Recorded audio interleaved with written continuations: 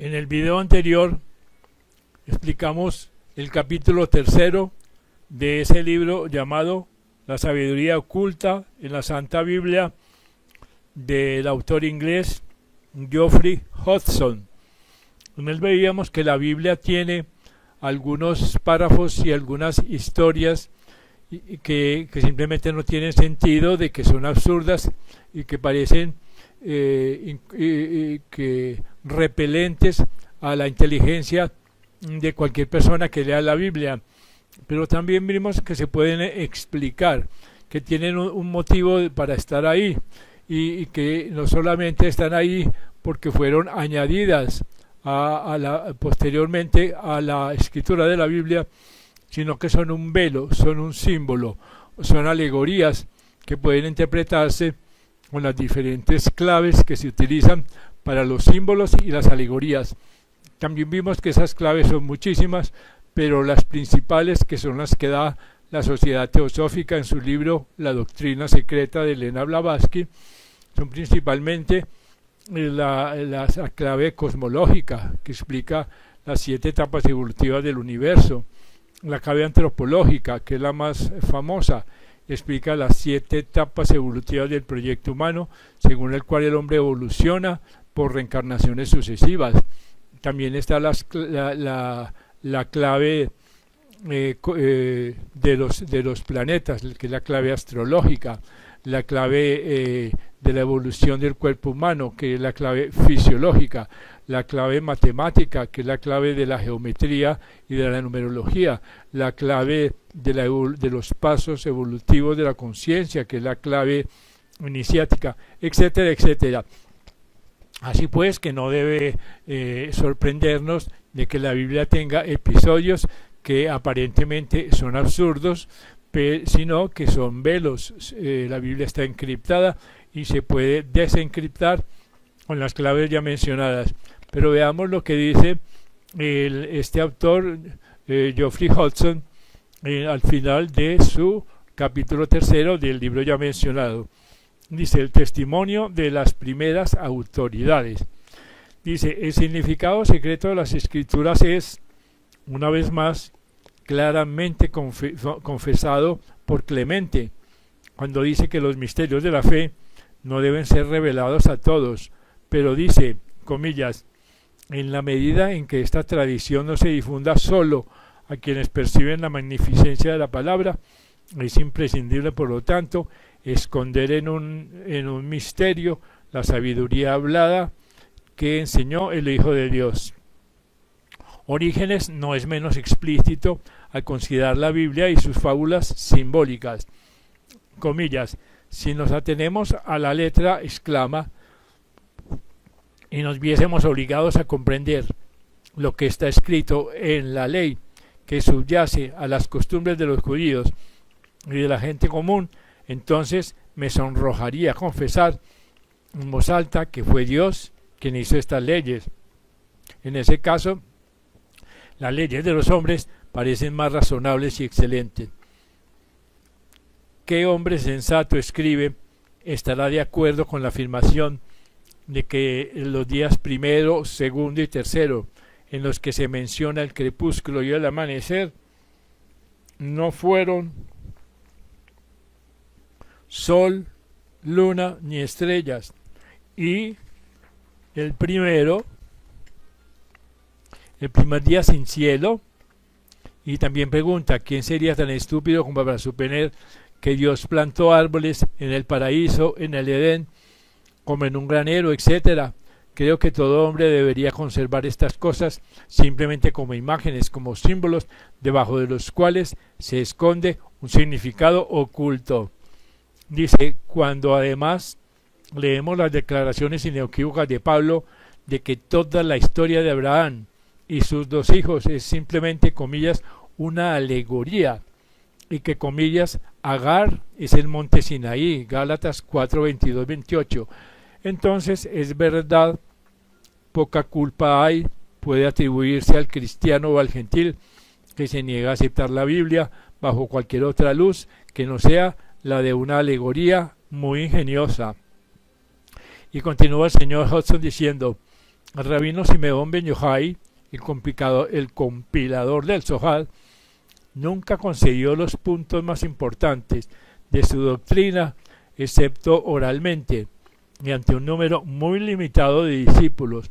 Por lo tanto, sin la iniciación final en el Markabá, el estudio de la Cábala siempre será incompleto, y Markabá solo puede enseñarse en la oscuridad, en un lugar desierto, y después de muchas pruebas terribles. La preparación en ese momento de los candidatos para la iniciación. Así que esta doctrina oculta ha permanecido como un secreto inviolable para el mundo exterior desde la muerte de ese gran iniciado judío, y esto a pesar de la publicación del Zohar con la profunda revelación alegórica de las partes de la Kabbalah esotérica. Y dice entre comillas, en la venerable secta de los Tanaín, o mejor dicho, Tananim, los sabios eran quienes enseñaban los secretos en la práctica e iniciaban algunos discípulos en el gran misterio final. Pero la segunda sección de la Mishnah, Ahiga, dice que el contenido de la Merkabá debe ser entregado solo a los viejos sabios. La Gemara es aún más dogmática. Los secretos más importantes de los misterios no fueron revelados ni siquiera a todos los sacerdotes, solo los iniciados los conocían, y encontramos igualmente que el mismo secreto prevalece en todas las religiones antiguas.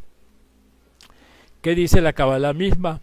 Sus grandes rabinos en realidad intimidan a cualquiera que acepte sus dichos palabra por palabra, y leemos en el Zohar, ay del hombre que ve en la Torá, es decir, en la ley, solo simples narraciones y palabras comunes, porque si de hecho solo contuviera esto, podríamos incluso hoy comparar una Torá mucho más digna de admiración, porque si solo percibimos las palabras simples, la palabra muerta, no necesitamos dirigirnos solo a los legisladores de la tierra, a aquellos en quienes más a menudo reconocemos mayor grandeza. Bastaría con imitarlos, hacer una Torá según sus palabras y su ejemplo.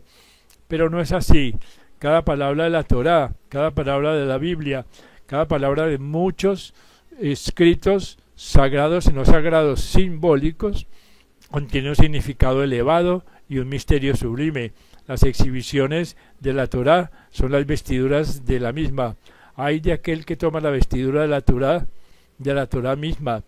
Los ingenuos solo notan la ropa o las exhibiciones de la Torá, no saben hacer nada más, no ven lo que se esconde debajo de la ropa, y los hombres más educados no prestan atención a la ropa, sino al cuerpo que la misma cubre. Agrega el señor Hodgson un ejemplo de ilustración.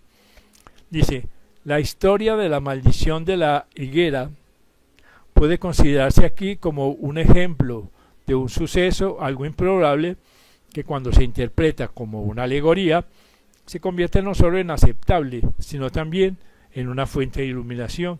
Parece un acto no cristiano maldecir la hoguera. Más aún si imaginamos que se llevó a cabo a principios de la primavera, antes de la Semana Santa. Así que sería poco probable que el árbol diera fruto en ese momento, ya que estaba fuera de temporada. Entonces la historia podría considerarse intrínsecamente contradictoria, incluso absurda. Sin embargo, se dice que en este gran absurdo hay tanto un indicio de significado como un estímulo a la búsqueda de la sabiduría oculta dentro de la supuesta narrativa de los hechos. Y de hecho, como suele ser el caso, las alegorías del mundo son menos registros de acontecimientos en el tiempo y el espacio que enunciaciones de leyes eternas y universales. Aquí, omitiendo detalles e interpretaciones, ya más adelante en este trabajo, de los muchos símbolos empleados, como la deidad, Cristo, su Hijo, los discípulos, el pueblo, el sol, la higuera, la esterilidad, el estancamiento. Se puede entender la historia como demostración de la ley fundamental. En pocas palabras, esta ley en que si todos los seres y seres vivos, incluidas las razas, las naciones y los hombres, no comparten los frutos de su vida, se marchitarán y morirán. El que busca tener, retener y acumular solo para sí mismo los frutos de su vida, sus bienes externos y la sabiduría y su verdad y poder que revela sin dar nada a los demás, esa persona encontrará inevitablemente que su propia vida interna y externa se estanca y se marchita. Aquí que esta parábola, este relato de la Biblia es simbólico y nos enseña que la donación altruista es una ley fundamental necesaria para la evolución espiritual.